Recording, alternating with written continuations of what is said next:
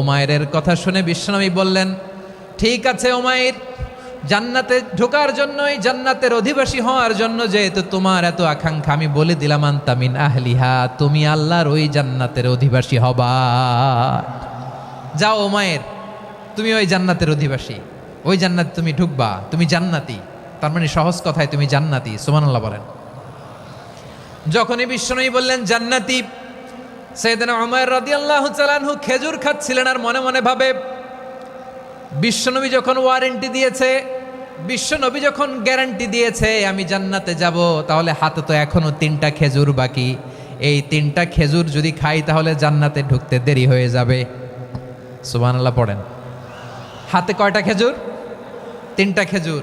বিশ্বনবী বললেন, উমাইর আনতা মিন আহলিহা, তুমি ওই জান্নাতের অধিবাসী, তুমি জান্নাতি।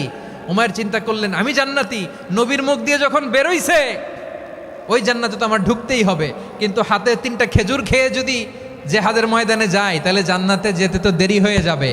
এই চিন্তা আসা মাত্রই খেজুর 3টাকে তিনি ছুঁড়ে মারলেন, তলোয়ার বের করে আল্লাহু আকবার বলে বদরের ময়দানে ঝাঁপিয়ে পড়লেন। আল্লাহর শত্রুদেরকে কচুকাটা করে এক পর্যায়ে শাহাদাতের সুধা পেয়ে নিজেও জান্নাতি হয়ে গেলেন। পড়েন সুবহানাল্লাহ।